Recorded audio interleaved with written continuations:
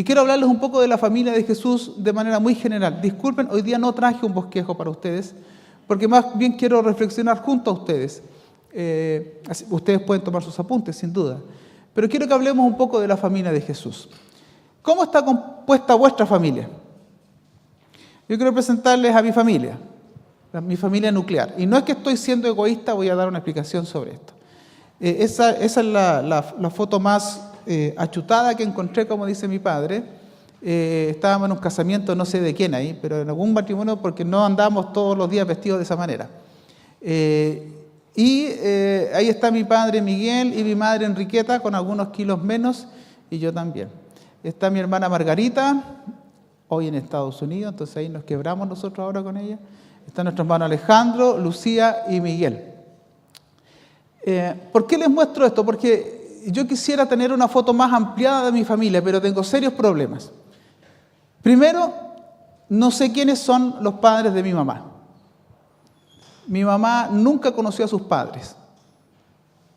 De hecho, el día que murió mi abuela paterna, la mamá de mi papá, nosotros después del velatorio y de haber llorado un buen rato, llegamos a la casa y mi abuela, Carmen, la que era abuela por el lado de mi mamá, estaba sirviéndonos comida porque mis padres se quedaron en el funeral y nos dijo así sin más: bueno, dijo, ahora no tienen abuela. Y nosotros sabemos sumar, entonces dijimos, solo se murió la mamá de mi papá. Y además lo está diciendo ella. Y ella, como si nada, se encogió de hombro y dijo, sí, porque yo no soy la mamá de su mamá. Así que de una nos quedamos sin abuela, de la noche a la mañana. Ahí supe, como yo tenía unos 7, 8 años tal vez, ahí supe que ella no era la verdadera mamá. Y entonces mi mamá después nos tuvo que contar la historia. Ella fue tenida en una relación no precisada, tal vez extramarital, dicen algunos, y nunca tuvo la oportunidad de conocer a su verdadera mamá. Por lo tanto, cuando a ella, que es diabética, le dicen, ¿hay antecedentes familiares en su familia? Ella, como tiene buen sentido del humor, dice, ¿cómo? No, es que yo no conozco a mi papá, ni no sé quiénes son mis papás, no sé quiénes son mis hermanos de sangre, no sé. Así que yo soy, en aquel tiempo se le decía, una guachita. En el caso de mi papá, un poco distinto. Mi papá es hijo de Juan Barrera y Blanca Pastoriza, mi abuela Blanca, de ahí que viene lo de pastor. El problema es que mi abuelo Juan era casado en segundas nupcias porque él fue viudo cuando se casó con mi abuela Blanca, pero murió cuando mi papá tenía 7 años. Entonces, donde hay un Barrera, uno dice, capaz que sea familiar, porque mi padre decía, él tenía hijos del otro matrimonio que son Barrera, pero yo nunca tuve mucha relación con ellos, así que no los conocí, y muriendo mi padre, nos vinimos a Ramadillas. Por lo tanto, del lado de mi papá, llegamos un par de tíos y a mi abuela que la pude conocer y nada más. Como pueden ver, mi familia es extraña. Por eso es que cuando decimos familia, bueno, nos referimos un poco a la familia nuclear porque no nos da para mucho más. Y les diría, discúlpelo poco. Esto da ciertas ventajas, pero como uno desconoce, cualquier Barrera que aparece por la historia, uno dice, es pariente mío. Si es malo, dice, no, ese es por otro lado, lo echamos por otro lado, ¿cierto? Y de los Silva no sabemos si somos Silva, que es el apellido de mi mamá, no sabemos si somos Silva de sangre o de misericordia. Pero somos Barrera Silva. Esa es mi historia. Si usted tuviera que hacer su historia familiar, ¿hasta dónde llegaría? Algunos de ustedes son de familia más ordenada que la mía. Y tal vez pueden incluso citar a su tatarabuelo. Y más allá todavía. Otros llegan, ¿cierto?, hasta Hernán Cortés, que estuvo por allá por México, ¿no? Son de otro pelaje. No, los Barreras somos bastante más limitados. Y hay historias que se complican porque no son tan claras. Entonces, cuando hablamos de Navidad, también tenemos que inmiscuirnos un poco en la familia de Jesús. Y quiero proponerles algunas ideas desde esta verdad.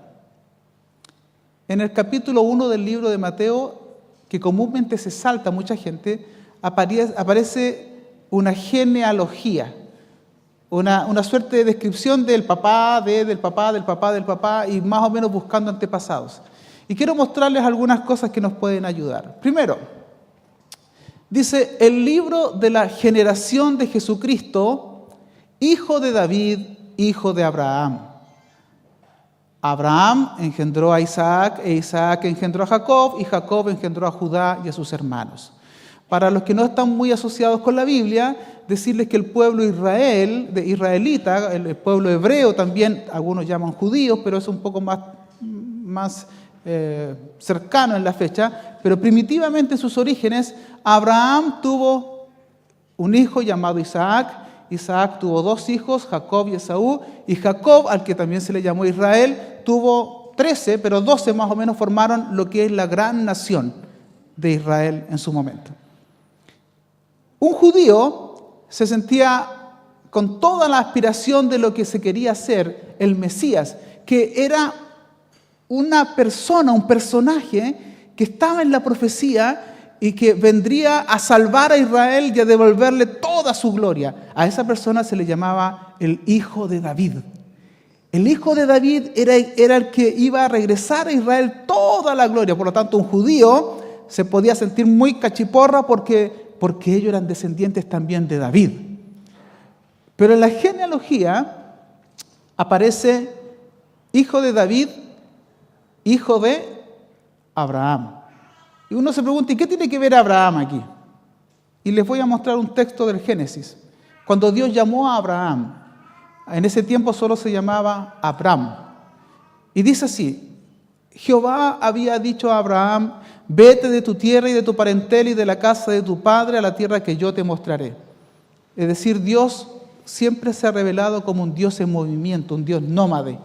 No es como los otros dioses que están en un lugar y la gente tiene que venir.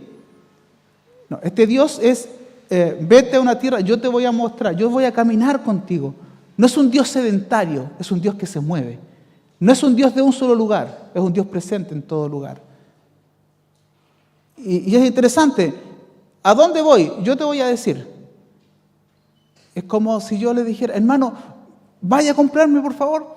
Y usted dice, amén, voy. ¿Dónde? Yo te voy a decir después. Pero parto para la playa, parto para el cerro, parto para dónde.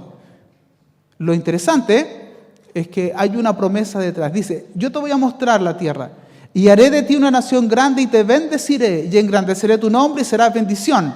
Y bendeciré a los que te bendijeren y a los que te maldijeren maldeciré. Y este es el punto importante. Y serán benditas en ti todas las familias de la tierra. ¿Qué familias quedan excluidas? Ni siquiera la mía, que no tengo claridad de mis antepasados, que no sé quiénes son mis abuelos, ni mis tatarabuelos, no tengo idea de mi linaje, no tengo la suficiente información médica para decir si soy heredero de alguna enfermedad o de algún beneficio, no lo sé. Dice, en Abraham serán benditas todos. Y aquí quiero dejar una primera idea navideña que tenemos que recuperar. Amigos, Dios es propiedad de la humanidad, no de una familia, no de un pueblo, no de una religión. ¿Qué opinan de aquello? ¿Es una verdad o no? Pero nos complica a nosotros. Porque nosotros pensamos que nosotros somos dueños de Dios. Dios es nuestro y nosotros decimos quiénes se van a vivir en la eternidad con el Dios que es de nosotros. Porque nosotros somos sus hijos y los demás no son sus hijos. Mire, les ofrezco algo que les va a llevar un poco la atención. Y a algunos tal vez los va a incomodar, pero si así es, qué bueno que así sea. Cuando usted dice, nosotros no creemos en el Dios de los hindúes. Teníamos que precisar porque ellos tienen muchos dioses. La pregunta es, cuando usted dice yo no creo en ese Dios, ¿significa que hay otro Dios? ¿Desde nuestra fe hay otro Dios? O podríamos mejor decir, yo no me siento interpretado en la forma en que esta nación percibe lo divino. Porque uno ve de manera muy excluyente a los que creen otra cosa, ¿verdad? No, ellos no están en la verdad, ellos están equivocados. Sí, pero habla de otra cosa, habla de que ellos tienen una intuición por un ser superior, por algo divino. Y ustedes me dirán, bueno, pastor, pero todos aquellos que no creen como nosotros se van al infierno. Y yo no sé eso. Me queda claro que los que sí rechazan a Jesucristo como portador del Evangelio, pero si no han escuchado nunca, no tengo idea. Y eso lo decide Dios, no lo decido yo. Lo que sí sé, que Navidad significa que Dios deja de ser propiedad de una sola familia. Algunos incluso podrán cuestionarme y decir, pastor, ¿está insinuando que si la gente no conoce o tiene otras religiones, tal vez no se va al infierno? Hermano, ¿y cómo voy a saber yo eso? Yo sé que eso es lo que enseñamos en las iglesias, ¿no? Pero ¿qué nos toca a nosotros? Vivir nuestra fe en Dios con intensidad. Miren, respóndanme con todo el corazón si creen que lo que yo voy a afirmar es verdadero o no. Mi esposa, la hermana Doris Peña Insunza, es la mujer más linda del mundo.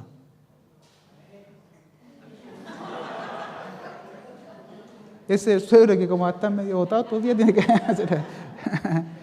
¿Están de acuerdo con esa declaración? ¿Quién dijo algo? ¿Por qué, hermano Jaime? Porque para usted su esposa es la más linda del mundo. Pregunta, ¿yo necesito que el hermano Jaime piense igual que yo sobre mi mujer para yo disfrutar de mi mujer? No. ¿Yo necesito que todas las otras religiones crean como yo creo para que yo entonces disfrute mi relación con Dios?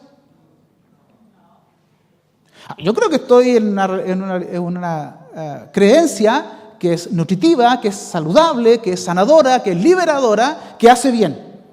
Y creo que es la mejor fe del mundo. Incluso le cuento a todo el mundo que pueden creer en Jesús porque en este caso Él da para todos, mi señora no. Mi señora da para mí nomás, ¿cierto? ¿Me quiere decir que su creencia es la única verdadera? Para mí sí. Si usted quiere creer, está invitado. Si no quiere creer, no sé, Dios dirá. Pero usted y yo no somos llamados a andarle diciendo, crea como yo, porque si no el fuego del infierno le va a cubrir por toda la eternidad y vaya a decir a todos los demás que están equivocados, ¿a propósito de qué? Dios dice, en ti serán bendecidas. Hay un proyecto para todos, hermanos. Y tenemos que vivir con tanta pasión nuestra fe como lo hemos expresado en nuestros cánticos, con adorar con todo el corazón, porque nuestro Dios se hace real. Incluso decimos de manera poética, mire, ¿sabe por qué es real? Porque lo siento. Y eso no está del todo malo. Es verdad que a veces no lo sentimos, pero hay veces que lo sentimos y dicen, Dios es el después en realidad. Y nos deshacemos en alabanza y en expresiones de adoración. Y no necesito que todos quieran creer lo que yo creo para yo disfrutar mi relación con Dios. Siempre camino con la puerta abierta. ¿Usted quiere creer? Es bienvenido. Y lo voy a demostrar después. Es bienvenido. Pero algo quiero invitarles, amigos. No pensemos que Dios trabaja solo con nosotros. ¿Cómo quisiéramos a veces decirle, no, hizo algún bien? No, eso no puede ser Dios porque no es evangélico usted. Dios no nos pide permiso para trabajar. Dios no nos pide para actuar en nuestros lugares. ¿Recuerdan a los discípulos de Jesús que decían, ¿y por qué ellos hacen esto? Mira, vimos a uno que estaban echando fuera demonios, pero no lo hacían en tu nombre. ¿Y qué le dijo Jesús? ¿Qué te preocupa? Si no es contra nosotros, camina, está haciendo el bien. Dios va a juzgar algunas cosas. El problema es que creo que hay muchas personas que son creyentes hoy día solo por miedo al castigo, pero no disfrutan su relación con Dios. Incluso cuando miran a otros que no son tan canutos como uno y parece que son más felices, como que les entra la envidia. Mire, yo voy a confesarles una falta. El domingo casi cometo un pecado lleno de afecto. Digo pecado de mentira, pero... El día domingo nuestro hermano Leonardo Gajardo, lo vi por ahí, salió campeón de la región con el equipo de los Super Senior, categoría a la que yo pertenezco, y la selección con la cual yo entrené en algún momento para enseñarle algunas tácticas de juego. Él jugaba en Morro. Yo quería ir con nuestro grupo pequeño, pero jugaba a las 11 de la mañana. Y no alcanzaba a estar en ambos lugares, no tengo ese don todavía. Pero estuvo a punto de partir para acompañarlo, me hubiera gustado estar. ¿Qué hubieran pensado si su pastor estaba ese día apoyando al hermano Leonardo que tiró el último penal con el cual salió campeón coronel? ¿Qué hubieran dicho de mí ustedes? nada que ver, pues cierto, como es la cuestión, nos obliga a nosotros a estar aquí, qué sé yo. Mire, ayer pasó algo muy particular. Este pastor que se siente tan orgulloso de ustedes, ayer fuimos invitados a un concierto a las 7:30. Vino un grupo de personas que estuvo desde las 11 de la mañana aquí, estuvo todo el día trabajando. Y eran las 7:25 y de la iglesia habían llegado 10. Y yo empecé a pasearme. Y dije, no llegó la gente. Y no llegó la gente. Y los hermanos, y miraba yo, no, si van a venir, van a venir. Y más encima me informan que la hermana Enriqueta tuvo el accidente. No, si van a llegar, van a llegar. 7:40, llamé a todo el coro invitado, le dije, hermano, debo ofrecerles disculpas, la gente no vino. Lo publicitamos, lo informamos, se les habrá olvidado, tienen otros proyectos, tienen otros... ¿Y qué podría haber hecho yo en ese momento? Incluso les dije, ¿sabe? Estoy tan enojado que mañana yo no voy a venir a predicar. Y así como ellos me dejaron clavado a mí, yo mañana lo voy a dejar clavado a todos ellos también, y que no haya predicador para que sepan lo que se siente. No. O disfrutar ese momento. O tener rabia y preguntar, ¿y dónde estaba usted? Es que yo tenía una once con mi hijo. ¿Pero cómo tenía una once con su hijo si aquí era más importante y qué sé yo? Y empezar a cuestionar todo vuestro quehacer y perder incluso mi alegría de vivir. A veces nosotros queremos que todas las personas hagan todo lo que nosotros queremos, crean como nosotros queremos, pero Dios no es propiedad de nosotros. Y aunque a mí me moleste, algunos de ustedes lo pasaron re bien ayer y fueron bendecidos. Porque Dios no es propiedad mía. Quiero transmitirles esa idea. Dios es Dios de todo y no le pide permiso a nadie para ser Dios de todos. Es más, en una oportunidad, cuando el Padre, en una parábola que contó Jesús, hace algo bueno, le pregunta a la gente que está picada, que es típico de los religiosos, ¿y a ti qué te importa que yo haga el bien? ¿Te molesta que yo sea bueno con la gente? Y a veces pienso que Dios se inclina y nos dice, iglesia, ¿te molesta que yo también ame a otras naciones que no son necesariamente cristianas? Disfrutemos una relación con Dios, porque Él es nuestro Dios. No necesariamente empecemos a mirar cómo lo hacen otros. Si otros quieren creer, son bienvenidos y adoremos al Señor. Pero yo no dependo de que otros crean lo que yo creo para disfrutar lo que yo creo. Yo disfruto del Señor porque Él es mi Dios. Me entiendo, me comprendo en Él y vivo el proyecto de Jesús como si fuera lo mejor que pueda pasarme en la vida. Y en eso encuentro placer. Vivamos la fe de esa forma. Navidades, Dios deja de pertenecerle a un pueblo. Cuidado, a veces nosotros decimos, ok, ahora Dios no es de los judíos, es de nosotros. No, Dios no tiene dueño. Hay posibilidad para todos. Segundo, hablemos de la familia un poco. Salmón engendró de Rahab a Booz, y Booz engendró a Obed de Ruth. Y yo puse eso, no está en las Biblias, moabita. Y Obed engendró a Isaí, e Isaí engendró al rey David, y el rey David engendró a Salomón, de la que fue esposa Urías. ¿Quién es Ruth? ¿Quiénes son los moabitas? Esta es una historia muy, muy triste.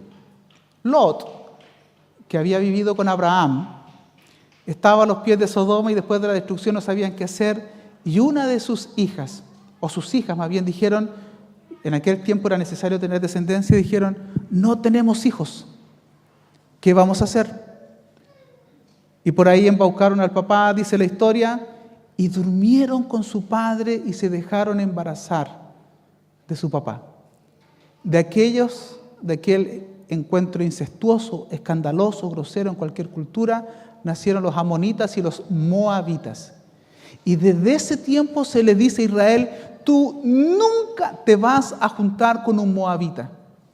Ellos son inmundos, es de lo peor, y la verdad es que cuando uno escucha la historia dice, ¿cómo es posible? No quisiera que se mezcle con mi linaje porque va a traer problemas genéticos y va a traer problemas en aquel tiempo religiosos, culturales. Y Dios quería hacer una nación santa de Israel, una nación única, una nación especial. Y Ruth, la moabita, la que viene del linaje más pecaminoso, no es ni más ni menos que yo vendría a ver como bisabuela del propio rey David. Una mujer escandalosa. Piense en el peor grupo humano que usted está imaginando desde el punto de vista cultural y religioso. Eso está en la familia del Señor. Y eso es escandaloso. Un poco para que vean la secuencia. Ruth, madre de Obed, Obed, madre de Isaí, Isaí, padre de David. Vendría a ser así algo como bisabuela del gran rey David. Estos que decían, hijo de David, Israel en toda su gloria y toda su pureza, sí, pero su bisabuela era ni más ni menos que de aquellos más despreciados por Israel. Es decir, en el linaje del gran Señor Jesucristo, de Jesús, el hijo de María y José, hay una moabita entre medio. Es como si usted dijera, no tengo un calificativo, porque los chilenos vemos de otra manera las combinaciones. Somos hijos de esclavos españoles, de prisioneros españoles con araucanos y no lo somos. Hay una mezcla en nosotros que no somos tan puros tampoco desde el punto de vista del linaje. Pero es como si dijera, mira, él está casada con una persona que adora a otros dioses y que tiene otros dioses en su casa. La hija del pastor está casada con una persona que tiene 7 dioses en su cómoda y les prende vela. La hija del pastor, sí, y sabes que tuvieron un hijo y de ahí nació un diácono de la iglesia. ¿Cómo? Es una mezcla extraña. El Salvador del mundo. Pero eso no es todo. Dice que también Isaí engendró al gran rey David, un hombre increíble. Ese rey David es rey, pero también asesino, adúltero y también amado por Dios. Se dice que de David Dios decía que anda conforme a su corazón. Y uno dice, ¿de qué se trata, Señor? ¿Conocen la historia de David? Sí, el pastor que entonaba cánticos. Sí, pero la que se mandó fue grosero. Sí, y a pesar de eso Dios lo amó. Y lo amó de tal manera que, miren, David tuvo un hijo con Betsabé y Dios castigó, dice la historia, y ese hijo murió. ¿Y cómo sabemos que Dios lo perdonó? Porque después tuvo otro hijo con Betsabé. Y ese hijo se llamó Salomón. Y Salomón fue su heredero. Una forma de decir, ok, conmigo se puede volver a empezar. Salomón, hijo de una relación que comenzó muy mal. ¿Ha visto a alguien meterse en medio de un matrimonio y romper ese matrimonio? Y tener un hijo y la sociedad no olvida, ¿o no? Y lo recuerda. Ahí va el hijo de... Sí, ella o él que se metió en ese matrimonio y lo destruyó. Ahí está el hijo. Y ese hijo ahora es el pastor de la iglesia. Es escandaloso. Uno diría, Señor, elige una familia un poquito más ordenada, que tenga un historial mejor, que tenga una descendencia que pudiéramos identificar. Salomón es hijo de una relación que comenzó muy mal, pero también es señal de perdón. Salomón es señal de segundas oportunidades, incluso cuando otros no lo olvidan. Mire cómo lo llama Mateo. David engendró con Betsabé, ¿a quién? A Salomón. ¿Y qué dice de Salomón? O de la madre de Salomón en este caso. Engendró a Salomón David, de la que fue esposa de Urías. Vamos a suponer que el hermano Lucho pololeó antes que la hermana Vania, con otra persona. Vamos a suponer, no necesariamente esto tiene que ser así, ¿sí? O mejor elíjanme a mí para no molestar al hermano Lucho. Voy a suponer que yo pololeé con alguien antes y ustedes dicen, él es el pastor de la iglesia, el que pololeó con tal persona. Y yo le diría, hermano, llevo 23 años casado con mi esposa. Tengo 3 hijas, pololeamos casi 4 años. Es decir, hace 27 años estoy con la misma mujer y usted me dice, él, el que fue pololo de, ¿lo encontraría justo? Ahora, es parte de la historia, pero ¿qué hace la gente a veces? Recuerda algunos momentos de tu historia. Carlos Caselli, ¿de qué se acuerdan ustedes? Carlos Caselli hizo muchísimos goles, el rey del área chica. Hay goles que quedaron en la historia y que cuando se muestran cómo se los pasaba todo y qué sé yo. Pero las nuevas generaciones hay un jugador de apellido Pinilla. Lo único que algunos recuerdan, ¿sí? Y es curioso porque en una comunidad de pronto se tiende a recordar aquello nada más. Y a pesar de que la gente no olvida, Dios da nuevas oportunidades. Sí, David, Salomón, sí. De Betsabé, la que fue mujer de Urias, sí, es verdad, pero yo he perdonado eso. Y para Dios hay nuevas oportunidades. Amigos, si ustedes encontraron rara a mi familia y se decepcionaron tal vez porque no tengo un linaje de alta alcurnia, uno lee la familia de Jesús y, como dicen los antiguos, deja mucho que desear. ¿O no? Tiene asesinos. No mencioné que incluso hay una prostituta, Rahab, en su descendencia. Entonces, así como dije que Dios no es propiedad de ninguna familia, de ninguna nación, ni de ninguna religión, debo decir con mucha esperanza que en la familia de Jesús todos podemos ser incluidos. Eso es lo bueno de ser cristiano. Cuando uno, y yo a veces lo he usado como lema y a veces he sido mal interpretado, puedo ir a su iglesia, hermanos, aquí aceptamos de todo. ¿Por qué? Porque en la familia de Jesús cabemos todos. Porque no hay ninguno entre nosotros que pueda sentirse superior a otros. Porque en nuestra familia, en la propuesta de Jesús, en los brazos de Jesús, cabemos todos, no importa tu linaje. No importa de dónde vienes, no importa tu historia, no importa tus errores. Aquí hay lugar para ti. Eso es Navidad. Podemos volver a empezar. Amigos queridos, cuando pienses en tu familia, no la pienses siempre con juicio. Cuando pienses tu historia, no lo pienses de esa manera nada más. Es verdad que hay cuestiones que son criticables, pero es tu historia.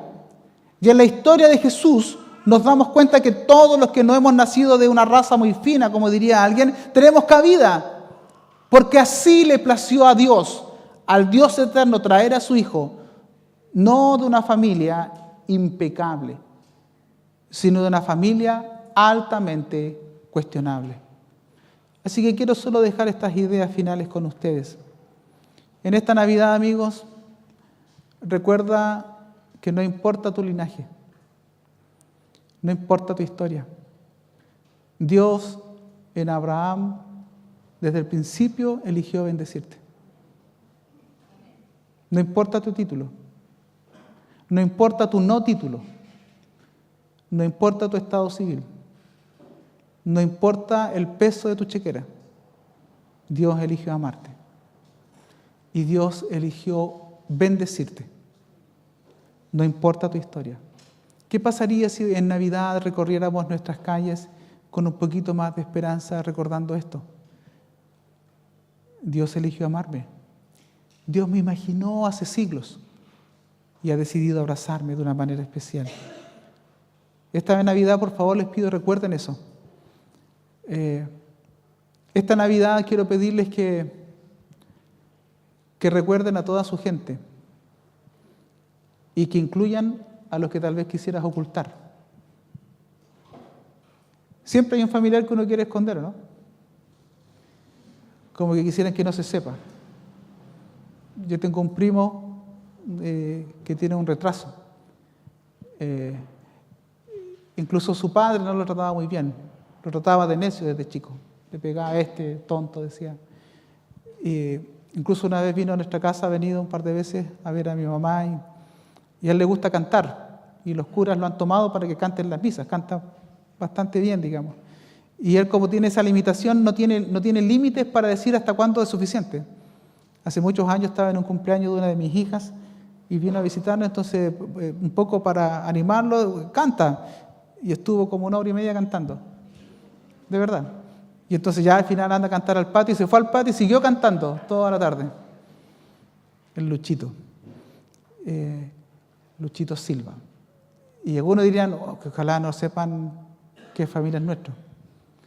Amigos, quiero pedirles algo esta Navidad. Que recorran un poco su familia, incluyendo a aquellos que quieren olvidar. Incluyendo a aquellos que quieren esconder. Que abracen a aquellos que no tienen ganas de abrazarlos. Que tal vez ustedes piensan, y a veces piensan con razón, no se merecen ser abrazados. Recuérdalos esta Navidad. Porque Jesús vino de una familia como esa. Una familia incluso cuestionada hasta el propio nacimiento de Jesús, en un embarazo anticipado, cuestionable, complejo. Ahí está Jesús. Y si nosotros tenemos lugar en la familia de Jesús, incluso en tus parientes, los que te han fallado, los que te han decepcionado, los que tú dices algún día van a cambiar y no cambian, abrázalos.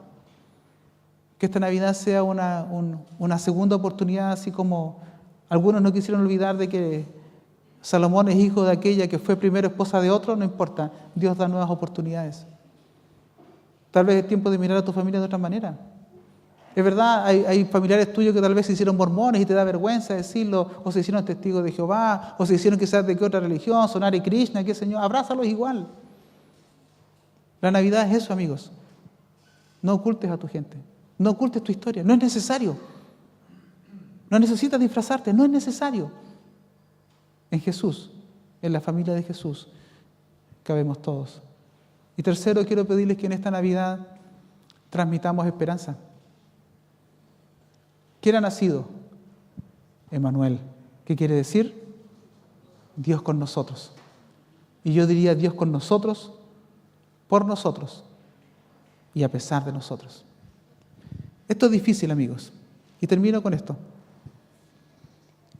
José, se dice que era un hombre justo. Y se dice que era justo antes de que el ángel hablara con él. Un hombre bueno. Y de pronto su novia, que no es su esposa, está embarazada. Y mire, es tan justo José que dice, bueno, las cosas no son como debieran ser, pero en lugar de violentar a esta mujer, en lugar de exponerla públicamente, me voy a divorciar de ella en secreto para no hacerla pasar por una angustia mayor. Cuidado, el ángel no ha hablado con él todavía. ¿Me siguen? Amigos, a veces a las personas justas les pasan cosas contradictorias. Y a veces por causa del Evangelio. ¿Qué culpa tiene José? ¿Saben cómo le decían a Jesús? Hijo de prostitución. Ustedes saben lo que eso significa en chileno, ¿no? Tú tienes demonio. Incluso algunos religiosos le dijeron, nosotros no somos hijos de prostitución. Es una palabra fea en Chile y en todo lugar. Así llamaban, no a Jesús solamente, así llamaban en algunos lugares a la mamá de Jesús. ¿Cómo queda José entre medio de eso? Y él no quiere mancillarla, él no quiere exponerla. Y luego viene el ángel, y es el ángel que le dice a José, una virgen, esto es para que se cumpla la escritura, una virgen concebirá y dará a luz un hijo. Y es el ángel que le dice a José, tranquilo José, le llamarán Emmanuel, Dios está con nosotros. Aunque es vergonzoso, aunque es difícil, José, Dios está con nosotros. Yo no sé tu familia, yo no sé tu historia, yo no sé cuántas veces te has caído, ni tampoco sé cuántas veces has perdonado, pero Navidad también es Dios está con nosotros. Y podemos volver a empezar si Él está presente. Sí, se vienen días complejos, difíciles, nos pasan situaciones graves, pero Dios siempre nos da la oportunidad de recordarnos que Él está con nosotros. Ayer cuando estábamos en el concierto, estaba llamando permanentemente al hospital, mi mamá estaba siendo atendida. Y a pasos de aquí hubo un accidente muy grave. Yo estaba hablando con un hermano de Santiago y tuve que decirle, tengo que cortarte porque acaba de haber un accidente grave. Habían 4 personas en un auto, quedaron atrapadas. Y de estar en un concierto estaba atendiendo a una de las personas, sacándolas del vehículo. Y en la noche cuando hablaba con Dori, yo no me había dado cuenta de esto. Dori fue a buscar a mi mamá y ella se cayó en la calle, y le tocó recogerla. Y fue muy desagradable todo eso. Y se sentía muy mal. Y yo, por primera vez relacioné este hecho, ¿sabes? Mientras tú estabas levantando a mi mamá, minutos más tarde yo estaba atendiendo a un completo desconocido, tratando de ayudarlo, ayudando a su hija, que estaba, en este caso, este caballero fracturado y qué sé yo, viendo por sus hijos que estaban en el interior del vehículo, tal vez a punto de morir. Mientras tú atendías a mi madre, que también estuvo en una calle, yo atendía a un completo desconocido que no sé si lo volveré a ver.